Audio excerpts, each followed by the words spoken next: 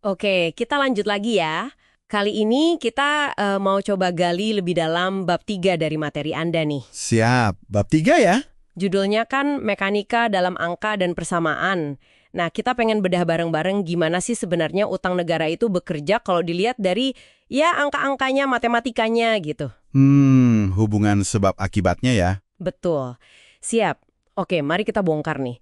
Ada satu hal yang menurut saya penting banget di bab ini. Apa tuh? Soal rasio utang. Ternyata kalau mau lihat kemampuan pemerintah bayar utang, seringkali rasio utang terhadap pendapatan itu lebih ngasih gambaran. Hmm?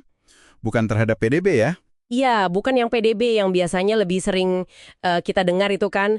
Kenapa ya? Karena intinya kan cash flow ya. Benar banget. Uang masuk berapa, uang keluar buat bayar utang berapa, itu intinya. Persis. Di materi Anda juga ditegaskan kan soal fokus ke arus kas ini? Menarik itu, ternyata dinamika utang yang kelihatan kompleks ini bisa dijelasin pakai aturan yang lumayan simpel loh. Oh ya, gimana tuh? Misalnya nih ya, kalau suku bunga nominal, kasarnya bunga pasar lah, itu sama persis sama pertumbuhan pendapatan nominal pemerintah. Oke, sama persis ya.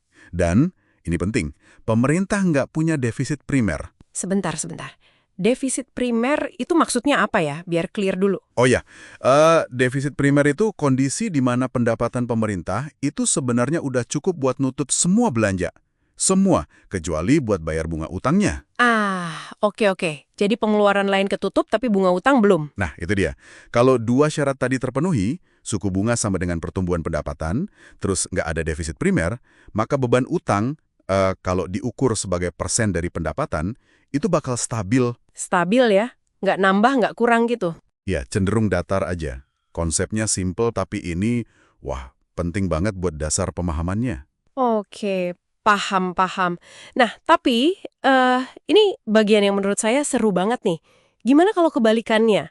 Suku bunga justru lebih tinggi dari pertumbuhan pendapatan. Nah, ini skenario yang lebih sering kejadian kan? Iya, misalnya bedanya katakanlah cuma 2% aja. Di materi Anda disebutnya buruk tapi masuk akal gitu ya. Itu efeknya gimana? Ternyata bisa bikin beban utang jadi bengkak banget ya seiring waktu. Betul, bengkak drastis. Dan ini catat ya, walaupun pemerintah nggak nambah pengeluaran baru sama sekali, nggak belanja macam-macam. Wah, cuma karena selisih bunga sama pertumbuhan itu aja? Iya, di contohnya kan ada tuh, kalau rasio utang ke pendapatan awalnya 50%, cuma gara-gara selisih 2% itu, dalam 20 tahun bisa jadi 75%. Naik setengahnya sendiri. Dan kalau awalnya udah tinggi, misalnya 400% gitu, Wah, itu gimana? bisa lompat jadi 600% dalam periode yang sama. Jadi kayak bola salju. Efeknya itu eksponensial, bunga berbunga terus. Ngeri juga ya efek compoundingnya kalau negatif gitu. Dapat.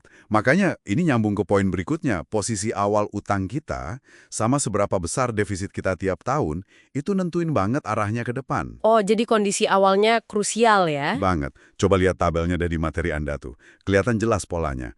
Makin tinggi utang awalnya, terus makin besar defisit tahunannya, ya makin tinggi juga proyeksi rasio utang di masa depan. Misalnya dalam 10 tahun gitu ya? Iya, misalnya dalam 10 tahun. Angka-angka ini nunjukin kalau situasinya tuh sensitif banget sama kondisi awal dan defisit berjalan. Benar-benar sensitif ya. Terus ada juga semacam simulasi ya di sumber ini, kayak model mainan gitu disebutnya. Iya, ada. Itu buat ilustrasi aja sih, model sederhana. Itu gimana ceritanya? Model itu nunjukin gimana kalau suku bunga naik, itu bisa memicu semacam lingkaran setan utang. Lingkaran setan maksudnya? Logikanya gini, suku bunga naik, ya kan? Otomatis biaya bayar bunga utang jadi lebih mahal dong. Iya, jelas. Nah, karena lebih mahal, pemerintah butuh pinjam lebih banyak lagi. Mungkin cuma buat nutupin bunga yang naik itu. Oke, terus? Permintaan pinjaman yang lebih banyak ini bisa jadi malah dorong suku bunga naik lagi. Ditambah lagi, mungkin kondisi ekonomi jadi kurang bagus, pertumbuhan pendapatan negara jadi tertekan. Wah, jadi muter di situ terus ya, makin lama makin berat dong. Persis. Itu yang disebut spiral utang yang bisa menguat sendiri. Self-reinforcing gitu. Aduh, itu kedengarannya agak serem ya. Kalau kita tarik ke contoh nyata, kayak kasus Amerika Serikat yang dibahas sedikit, apa yang bisa dilakuin buat stabilin utang mereka menurut hitungan di sumber ini? Nah, ini dia yang nunjukin betapa susahnya pilihan kebijakan yang ada. Oh ya, gimana tuh opsinya? Berdasarkan formula di situ ya, buat menstabilkan beban utang AS di level sekarang, pilihannya itu berat banget. Satu, turunin suku bunga nominal secara drastis, sampai mungkin cuma 1%. Wow, 1% ya? Itu rendah banget. Iya. Opsi kedua, genjot pertumbuhan ekonomi nominal tahunan sampai sekitar 6,5%. Ini mungkin perlu inflasi lebih tinggi juga ya, nggak cuma pertumbuhan real. Oke, 6,5%. Lumayan tinggi targetnya. Terus? Atau opsi ketiga, naikin pendapatan pemerintah. Artinya ya pajak sampai sekitar 11%. Naik pajak 11%. Itu gede banget. Makanya dibilang pilihannya berat. Masing-masing punya konsekuensi ekonomi dan pasti politik yang nggak main-main. Nggak ada jalan pintas yang gampang kelihatannya. Oke. Jadi kalau kita simpulkan nih, dari obrolan kita soal bab 3 ini, intinya apa ya? Pelajarannya buat kita? Ya, intinya angka-angka dan persamaan ini nunjukin dengan jelas banget betapa krusialnya jaga keseimbangan. Keseimbangan antara apa aja tadi? Antara suku bunga, terus pertumbuhan pendapatan negara, sama kebijakan fiskal pemerintah soal defisit itu. Persamaan sederhana tadi ternyata ampuh banget buat bantu kita ngerti dan bahkan prediksi gimana sih beban utang suatu negara bisa naik atau turun. Bener banget, jadi nggak cuma ngawang-ngawang tapi ada hitungannya ya? Iya. Dan ini mungkin bisa jadi bahan renungan juga buat Anda yang dengerin. Oh iya, renungan soal apa nih? Ya. Dengan memahami mekanisme ini, kira-kira ekspektasi Anda pribadi soal arah suku bunga dan pertumbuhan ekonomi ke depan, entah global atau di negara kita, itu gimana? Dan gimana ekspektasi itu ngebentuk pandangan Anda soal stabilitas fiskal jangka panjang? Menarik. Atau bahkan mungkin ini ngaruh ke keputusan investasi Anda sendiri nggak?